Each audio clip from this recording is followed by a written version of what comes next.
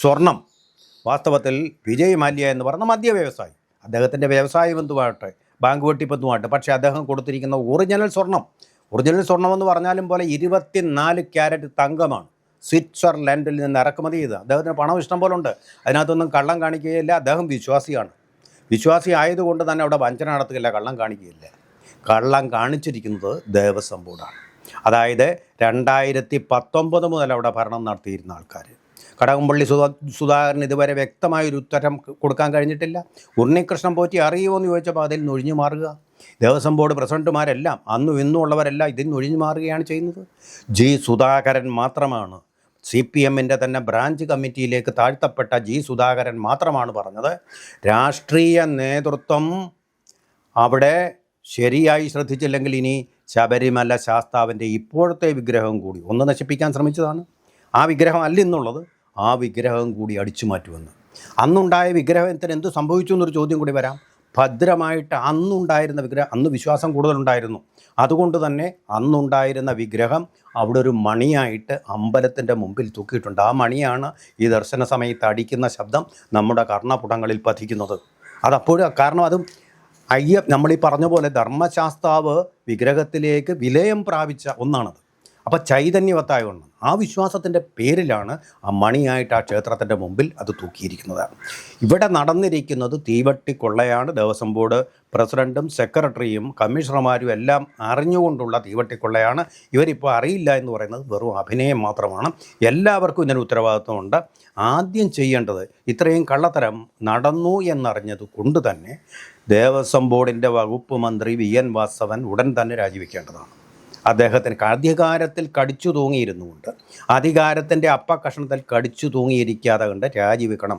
കാരണം ഇതിനെല്ലാം ജി സുധാകരൻ അവരുടെ പാർട്ടിക്കാരൻ, നമ്മളാരും പറയുന്നതല്ല, പറഞ്ഞിരിക്കുന്നത് പോലെ രാഷ്ട്രീയ മേലാളന്മാർക്ക് ഇതിലൊരു ഉത്തരവാദിത്വമുണ്ട്.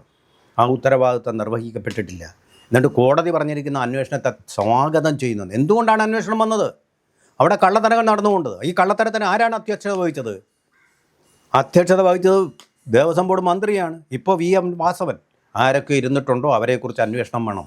അത് അന്വേഷണമില്ല, ഒന്നും തെളിയാൻ വൻതോതിലുള്ള ഗൂഢാലോചനയുടെ ഫലമായി നടന്ന വെട്ടിപ്പുകളാണ് അവിടെ നടന്നത്. സ്വർണത്തിൻ്റെ വില ഇപ്പോൾ 1 ലക്ഷത്തിലേക്ക് കുതിച്ചു പായുകയാണ്. അതിൽ വൻതോതിൽ വെട്ടിപ്പ് നടന്നിട്ടുണ്ട്. അതുമാത്രമല്ല, ഒരുപാട് കാര്യങ്ങളിൽ വെട്ടിപ്പ് നടന്നിട്ടുണ്ട്. 39 ദിവസം ആറാട്ട് എഴുന്നള്ളിപ്പ് പോലെ ഈ പാളികളൊക്കെ എഴുന്നള്ളിച്ചുകൊണ്ട് തമിഴ്നാട്ടിലൂടെ ആന്ധ്രാപ്രദേശിലൂടെ ഘോഷയാത്ര നടക്കാൻ ഉണ്ണികൃഷ്ണൻ പോറ്റിക്ക് അധികാരം കൊടുത്ത ആരെ? അപ്പോൾ അത് ദേവസ്വം ബോർഡ് മന്ത്രി അറിഞ്ഞില്ല, ദേവസ്വം ബോർഡ് സെക്രട്ടറി അറിഞ്ഞില്ല, പ്രസിഡൻ്റ് അറിഞ്ഞില്ല, ദേവസ്വം ബോർഡിലെ ഭാരവാഹികൾ. അവരുടെ പണി എന്താ പിന്നെ? കാറിനകത്ത് ഇങ്ങനെ സുഖിച്ച് യാത്ര നടത്തുക എന്നുള്ളതാണോ? എന്ത് വൃത്തികേടാണ് അവർ കാണിച്ചിരിക്കുന്നത്? അവരുടെ ഉത്തരവാദിത്തത്തിൽ അവർ വീഴ്ച വരുത്തി. ഹൈക്കോടതി അന്വേഷണം നടന്നോട്ടെ, അതുവരെ കടിച്ചു തൂങ്ങിയിരിക്കുകയല്ല വേണ്ടത്, രാജിവെക്കണം. നിങ്ങൾ വൻ പരാജയമാണ്.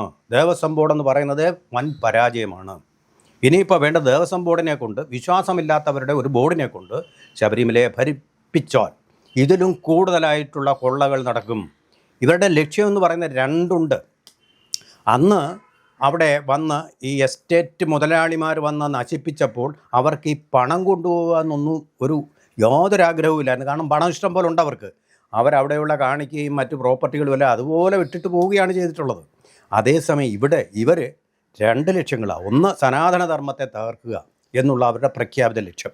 അതുകൂടാതെ രണ്ടാമത്തേതായിട്ട് അവർക്കുള്ള ലക്ഷ്യം എന്ന് പറയുന്നത് അവിടെ നിന്ന് സ്വത്ത് കൊള്ളയടിച്ചു കൊണ്ടുപോവുക, പാർട്ടി ഫണ്ടിലേക്ക് അല്ലെങ്കിൽ കുടുംബത്തിൻ്റെ സ്വത്തിലേക്ക് ആഡ് ചെയ്യുക. ഈ 2 ലക്ഷ്യങ്ങളും വെച്ചുകൊണ്ടാണ് പ്രവർത്തിച്ചിരിക്കുന്നത്. അതുകൊണ്ടാണ് ഓരോ ചോദ്യങ്ങളും ഇതിനെ സംബന്ധിച്ച് ചോദിക്കുമ്പോൾ ബബ്ബ എന്നുള്ള ഉത്തരമല്ലാതെ വ്യക്തമായ ഒരു ഉത്തരവും ഇതുവരെയുള്ള ഭരണസമിതികൾക്കും ഒന്നും ചെയ്യാൻ കഴിയാത്തത് എന്നുള്ള കാര്യം നമ്മൾ ഓർക്കണം. ഈ കാര്യത്തിൽ വലിയ പാളിച്ച പറ്റിയിട്ടുണ്ട്. പാളിയുടെ കാര്യത്തിൽ വലിയ പാളിച്ച പറ്റിയിട്ടുണ്ട്. തീർച്ചയായിട്ടും ഇത് ഈ അന്വേഷണം കൊണ്ട് തൃപ്തികരമാവില്ല. കാരണം ഇവിടുത്തെ വിജിലൻസ് കമ്മീഷണർ എന്ന് പറയുന്നത് ഗവൺമെൻറ്റിൻ്റെ ആളാണ്. ഇവിടുത്തെ പോലീസുകാരെന്ന് പറയുന്നത് IPS ആഗ്രഹിക്കുന്ന പോലീസുകാരാണ്. അവരാരും ഗവൺമെൻറ്റിനെതിരായിട്ട് യാതൊരു വിധമായിട്ടുള്ള നിഗമനത്തിലും എത്തുകയില്ല. എന്നതുകൊണ്ട് ഇതിനകത്ത് ഒരു കേന്ദ്ര ഏജൻസി തന്നെ അന്വേഷണം നടത്തിയെങ്കിൽ മാത്രമേ ഇതിൻ്റെ വസ്തുതകൾ പുറത്തു വരികയുള്ളൂ. ഏതാണ്ട് 4383 ജീവനക്കാരാണ് ഇവിടെ ശബരിമലയിലുള്ളത്. ശബരിമല ദേവസ്വം ബോർഡിലുള്ളത് 26 കോടി രൂപയാണ് അവർ കൈപ്പറ്റുന്ന ശമ്പളം. ആ ശമ്പളത്തിൽ അവരിരുന്നു കൊണ്ട് ഒരൊറ്റ ആൾക്ക് പോലും ഈ കള്ളത്തരങ്ങൾ കണ്ടുപിടിക്കാനും അതിന് വിലക്ക് കൊണ്ടുവരാനും കഴിഞ്ഞില്ല. അല്ലെങ്കിൽ ഈ കുറ്റവാളികൾക്ക് വിലങ്ങ് വയ്ക്കാൻ കഴിഞ്ഞില്ല എന്ന് പറയുന്നത് ദേവസ്വം ബോർഡിൻ്റെ വൻ തോൽവിയാണ് കാണിക്കുന്നത്. വൻ തോൽവി സംഭവിച്ചിട്ടുണ്ട്. വൻ തോൽവി ഒന്ന് ഈ ദേവസ്വം ബോർഡിൻ്റെ പാവപ്പെട്ട ഭക്തന്മാരുടെ കാണിക്കയുടെ മുതലുപയോഗിച്ചുകൊണ്ട് ശമ്പളവും കാറും ആഡംബരവുമായിട്ട് നടക്കുന്നത് ഒരിക്കലും ഈ വിലയം പ്രാപിച്ചിരിക്കുന്ന ധർമ്മശാസ്താവിനോ ഭക്ത ലക്ഷങ്ങൾക്കോ ഇഷ്ടപ്പെടുന്ന ഒരു കാര്യമല്ല. തീർച്ചയായിട്ടും അതിനാദ്യം പരിഹാരം ഉണ്ടാവണം. അന്വേഷണം തുടരട്ടെ. പക്ഷേ അതിനു മുമ്പ് ദേവസ്വം ബോർഡിലുള്ള സർവ്വ മേലധികാരികളും അവർ ആ സ്ഥാനം ഉപേക്ഷിക്കണം. അതെങ്കിൽ മാത്രമേ അവിടെ ശരിയായിട്ടുള്ള ശുദ്ധികലശം, ശബരിമലയിലെ ശരിയായ ശുദ്ധികലശം എന്ന് പറയുന്നത് ഇവരെ അവിടെ നിന്ന് നീക്കുക എന്നുള്ളത് തന്നെ ആണ്, ഒരു സംശയമില്ല. പിന്നെ എനിക്കൊരു കാര്യം കൂടി എനിക്ക് തോന്നുന്നുണ്ട്. ഈ ആഗോള അയ്യപ്പ സംഘമെന്ന് പറയുന്ന ഉദ്ദേശ്യ ശുദ്ധിയില്ലാത്ത ഒരു പ്രവർത്തനം കാഴ്ചവെച്ചതിന് കിട്ടിയ തിരിച്ചടിയാണ് ഇപ്പോഴത്തെ ഈ ഗുലുമാൽ ദേവസ്വം ബോർഡ് ചെന്നുപെട്ടിരിക്കുന്ന ഈ കെണി. ഇതിൽ നിന്ന് അവർ രക്ഷപ്പെടാൻ പോകുന്നില്ല. കാരണം ഇതിൻ്റെ പിന്നിൽ അമാനുഷികമായിട്ടുള്ളൊരു ശക്തി തന്നെ ഉണ്ടെന്നാണ് ഞാൻ വിശ്വസിക്കുന്നത്. അല്ലെങ്കിൽ ഇത് ആരെങ്കിലും അറിഞ്ഞോ? നമ്മൾ ഇത്രയധികം വലിയ സാങ്കേതിക വിദഗ്ധരും അതുപോലെ തന്നെ ഇത്രയധികം വളരെ ബുദ്ധിജീവികളുമായിട്ടുള്ള ആൾക്കാർക്ക് ഇതുവരെ ഇതിനെക്കുറിച്ച് ഒരു സൂചനയും കിട്ടിയില്ല. ഒരു കൊടി കെട്ടിയ പത്രക്കാരൊക്കെ അവിടെ സൗജന്യമായിട്ട് വന്ന് താമസിക്കാറുണ്ട് ദേവസ്വം ബോർഡ് കെട്ടിടങ്ങളിൽ. ആർക്കെങ്കിലും എന്തെങ്കിലും സൂചന ഇതുവരെ പറയാൻ കഴിഞ്ഞിട്ടുണ്ടോ? ഇത് ശരിക്കും പറഞ്ഞു കഴിഞ്ഞാൽ ആരുടെയും ഒരു ശ്രമവുമില്ലാതെ പെട്ടെന്ന് അനാവൃതമായിട്ടുള്ളൊരു സത്യമാണ്. അപ്പോൾ ഇതിൻ്റെ പിന്നിൽ വലിയൊരു ശക്തി ചൈതന്യമുണ്ട്. ആ ശക്തി ചൈതന്യം തന്നെ നിങ്ങൾ എന്ത് കള്ളത്തരം കാട്ടിയാലും ശരി, അവസാനം ഈ സത്യമേവ ജയതേ എന്നുള്ളതുപോലെ തന്നെ പുറത്തു കൊണ്ടുവരും. ഇത് ഹിന്ദുമതത്തെ അപമാനിച്ചിരിക്കുകയാണ്. ഇങ്ങനെ കള്ളങ്ങൾ അവിടെ നടത്തിയവർ, ഇതിന് അപമാനം ഉണ്ടാക്കിയവർ, ഇതിന് അവമതിപ്പുണ്ടാക്കിയവർ ഹിന്ദുമതത്തെ, സനാതനധർമ്മത്തെ അധിക്ഷേപിച്ചിരിക്കുകയാണ്. ഒരിക്കലും പൊറുക്കാൻ പറ്റാത്ത ഒരു ക്രൂരതയാണ് ഇവരെല്ലാം കൂടി ഗവൺമെൻറ്റിൻ്റെ ശമ്പളം പറ്റിക്കൊണ്ട്, നമ്മളിടുന്ന കാണിക്കയുടെ പണം പറ്റിക്കൊണ്ട്, പിൻപറ്റിക്കൊണ്ട് ചെയ്തിട്ടുള്ളത്. ഇവരാരും ഇതിൽ നിന്നും ഇതുവരെ ഭരിച്ചവരും അകത്തുള്ളവരും ഒന്നും ഇതിൻ്റെ ഉത്തരവാദിത്തത്തിൽ നിന്നും മുക്തരല്ല. തീർച്ചയായിട്ടും ഇവരെയൊന്നുമല്ല നമുക്ക് വേണ്ടത് നമ്മുടെ സ്വാമി അയ്യപ്പനെയാണ്. ആ സ്വാമി അയ്യപ്പൻ്റെ ചൈതന്യവും വിശ്വാസവും അതുപോലെ പ്രോപ്പർട്ടികളും രക്ഷിക്കാൻ വേണ്ടി ഓരോ ഭക്തനും ബാധ്യതയുണ്ട്. ശരിക്കും ഈ NSS നടത്തിയ നാമജപ ഘോഷയാത്ര ഉണ്ടല്ലോ, അതുപോലുള്ള ഘോഷയാത്രകൾ ഉണ്ടാവേണ്ട സമയം ഇപ്പോഴാണ്. കാരണം ഭക്തന്മാരുടെ ഭാഗത്തു നിന്നുള്ള ജാഗ്രതയല്ലാതെ ഈ രാഷ്ട്രീയ മേലാവികൾ ഈ കാര്യത്തിൽ നിരന്തരവും ജാഗ്രതയുള്ളതുമായിട്ടുള്ള ശ്രദ്ധ പതിപ്പിക്കുമെന്ന് നമുക്ക് വിശ്വസിക്കേണ്ട കാര്യമില്ല. കാരണം അവരുടെ താല്പര്യങ്ങൾ വേറെയാണ്, സാമ്പത്തികവുമാണ്, രാഷ്ട്രീയവുമാണ്. നമുക്ക് ഈ ഈശ്വരൻ, ഭക്തി, സനാതനധർമ്മം, ഈ താല്പര്യങ്ങളിൽ തീർച്ചയായിട്ടും ജനങ്ങളുടെ ഭാഗത്തു നിന്നുള്ള നിതാന്ത ജാഗ്രതയും സമാധാനപരമായ സമരങ്ങളും രാഷ്ട്രീയത്തിനപ്പുറമുള്ള ഒരുപക്ഷെ മതാതീതമായിട്ടുള്ള ആത്മീയതയുടെ പേരിലുള്ള സമരമുറകളിലേക്ക് തന്നെയാണ് ഓരോ ഭക്തനും ഇനി പോകേണ്ടത്. അത് കേരളത്തിൽ മാത്രം ഒതുങ്ങുന്നതല്ല. ഇവിടെ വരികയും കല്ലും മുള്ളുമെല്ലാം കാലുക്ക് മെത്തയാക്കിക്കൊണ്ട് വരികയും ചെയ്യുന്ന എല്ലാ സ്വാമി അയ്യപ്പന്മാരുടെയും തത്വമസി എന്ന തത്വത്തിലേക്ക് വിലയം പ്രാപിക്കുന്ന ഓരോ ഭക്തൻ്റെയുമായിട്ടുള്ള ഒരു ദൗത്യം തന്നെയാണ്. ആ ദൗത്യം അവർ ഏറ്റെടുക്കണം.